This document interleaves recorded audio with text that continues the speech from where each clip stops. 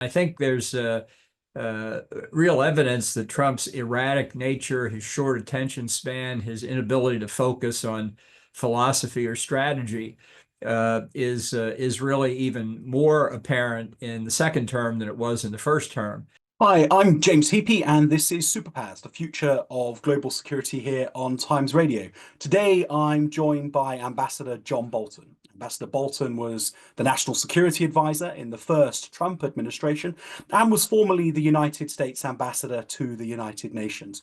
John, welcome. Ambassador Bolton, thanks for joining us.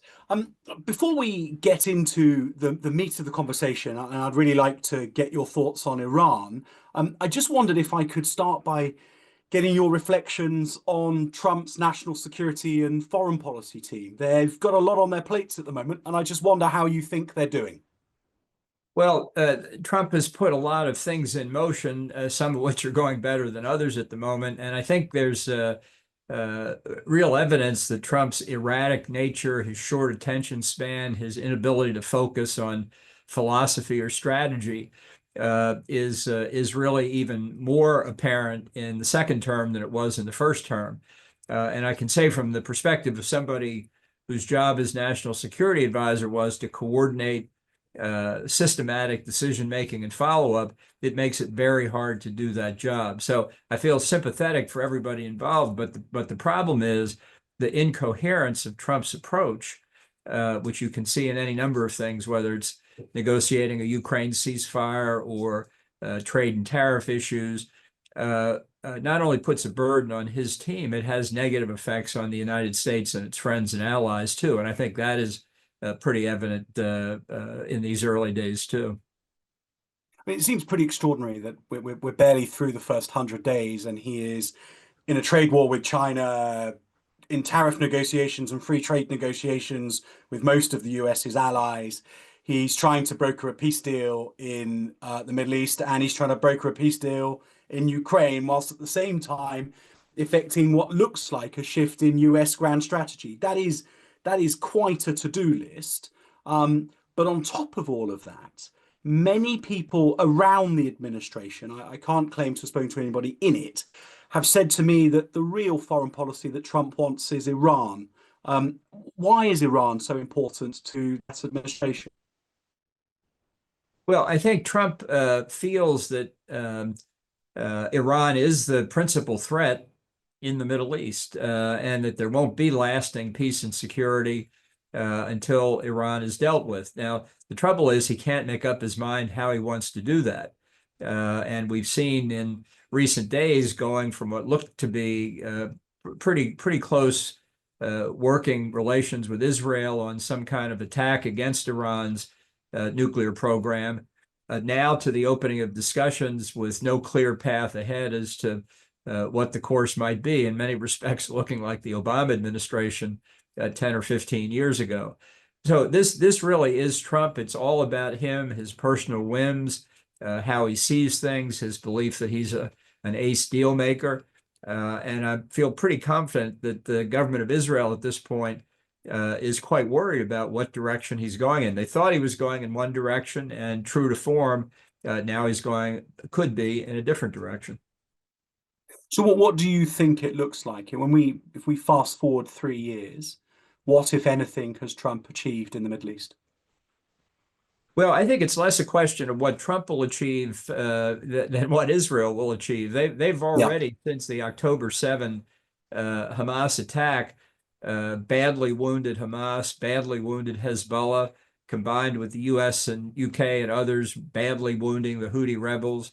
The Shia militia in Iraq have taken some hits. The Assad regime in Syria has fallen, not necessarily replaced by a more likable regime in Damascus, but at least that key Iranian ally is no longer in power. And Iran itself has suffered some pretty significant setbacks due to Israel's attacks in retaliation for what Iran tried to do to Israel. So I think the decision on whether to use force against Iran's nuclear weapons program at this point primarily resides in Israel. I don't think they want to cross Donald Trump, but I think the Israeli government sees the Iranian nuclear threat as existential, and they will not allow it to play out to a result where Iran gets nuclear weapons. But it's obvious that Trump's view of the world sees the Saudi Arabians as pretty important interlocutors. So if Mohammed bin Salman phones Trump and says, we don't want to see the Israelis starting a war in the Middle East, who has the whip hand in discussions with Trump, MBS or Netanyahu? Well, I'm not sure that the Saudi Gulf Arab position is really all that different from Israel's when you get right down to it. They see Iran as the principal threat to their peace and security, both through Iran's support for extremist terrorism and because of the nuclear issue. I think the Gulf Arabs are legitimately worried that if Iran is attacked, retaliation might come against them. If, for example, instead of attacking the nuclear program, Israel were to attack Iran's oil infrastructure, the Karg Yeah. Island lifting capability, I think the Gulf Arabs would fear that Iran would retaliate against their oil infrastructure. We know already in past years the Houthis have attacked oil pipelines in Saudi Arabia and the UAE and civilian airports in those two countries. So this is not unrealistic. The question is whether Israel or Israel in conjunction with the United States, or maybe Israel in conjunction with some of the Arab states, can effectively blunt any potential Iranian retaliation to clear the way for going after the nuclear program.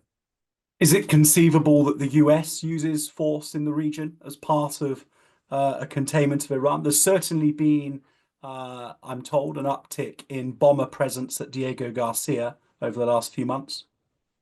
Well, I would certainly be supportive of a U.S. involvement in destroying Iran's nuclear weapons program.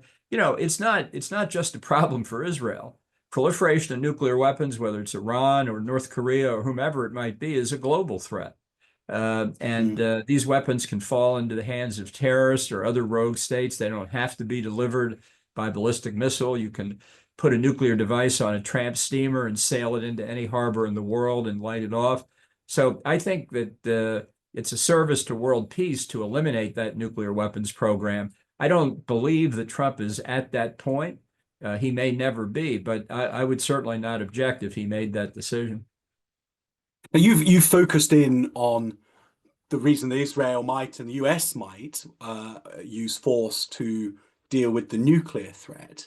And I think I agree with you that that is the thing that really drives the foreign policy in the region. But for all that we sniff at the Trump administration's apparent skittishness in foreign policy, there is potentially some wonderful act of grand strategy in that if they can ally with Russia and deny China cheap access to Russian oil and gas, and they can do something about cheap Chinese access to Iranian oil, that all of a sudden Chinese energy costs go up and the US's economic interests globally are enhanced.